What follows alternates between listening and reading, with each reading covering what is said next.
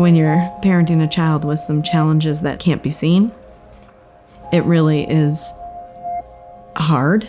We didn't bring home an infant. We brought home a toddler.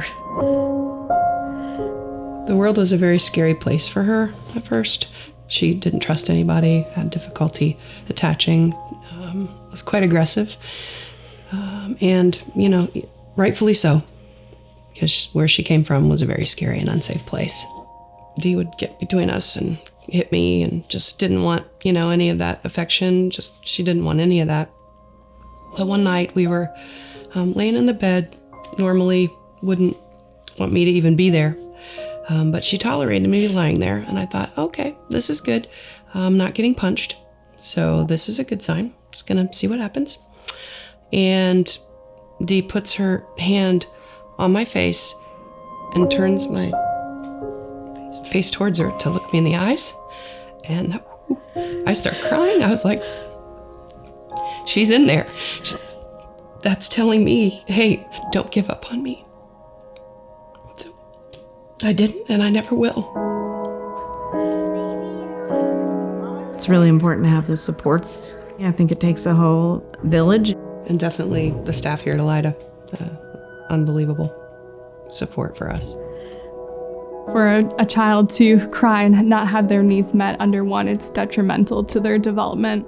She actually developed some behaviors to self-soothe herself under one. She rubs her hands and her legs against each other, and it's a way that her body found that she could soothe herself through stress and trauma. She didn't deserve for it to happen to her, and there's so much relearning that has to be done. I'll have to admit we were nervous when Dee first came into our class. I had a little bit of interaction with her on the playground beforehand. We weren't really sure what to expect.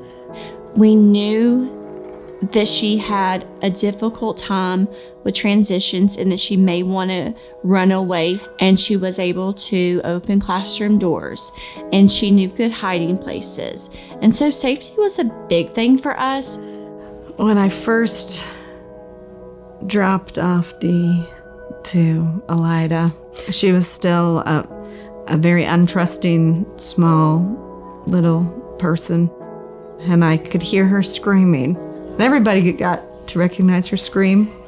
And then slowly the screams, faded away. And I would spy on her, and she would be playing, and she'd be interacting with kids and playing with toys. And we'd pick her up, and she would be happy. And she would be covered in paint and dirt and, all those fun things that kids should be covered in, a whole sandbox in her shoe. Mm-hmm.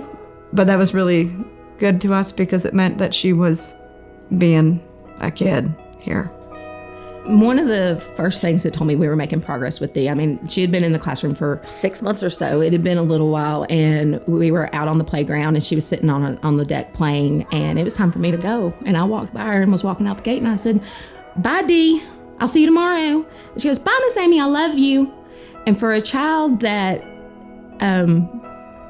has attachment disorder, to hear them say, "I love you," that's when I knew we were making progress, and that she was actually starting to be able to relate her emotions a little bit with other people. There's so many things that she's learned. And if we think about day one to where we are now, she doesn't even look like the same kid. The one thing I really enjoyed most with Dee was being pregnant, because she would grab my belly, and she would rub my stomach. I could see her her anger just kind of building inside of her, and I would just kind of just switch it for her. I'm just like, "Hey, Dee, I have a baby that's growing inside of me, and if you hit me, that doesn't hurt me. That hurts my baby inside of me. You don't want to hurt my baby." And she'd be like, "No." For her to know that difference is huge.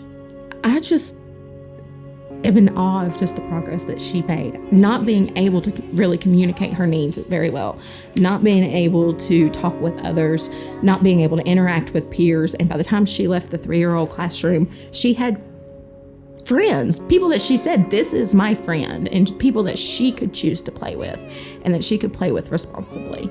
She has got the best support system. That team will stick with her until she can manage all of this on her own. That's the biggest thing, is to get these interventions so young. She wouldn't be where she is today without that. Just day in and day out. I mean, they just show so much compassion and patience and creativity, to be able to try to keep Dee on track and engaged, and teaching her how to play well with others, and just amazing staff here. We decided to be foster parents, I think, because we saw the need. We have a lot of love to give, and we wanted to share that with a child. It has been the most rewarding thing that I've done in my life. Challenges every day, and it forces you to learn a whole new meaning, patience. I would tell people thinking about doing foster care to really go out there, at the very least, try to do respite, to give other foster families a break, a much needed break, because then they can get recharged. You know, you're going to fall in love with these kids no matter what. And that's what also helps you get through the tough times. And if you're a foster parent sticking through it, even when it gets hard, you can make a big difference in the lives of another human being. We could not be where we are without Eliada. She's learning and growing, and yeah, we wouldn't have made it this far without her. She's proud of herself. We're proud of her.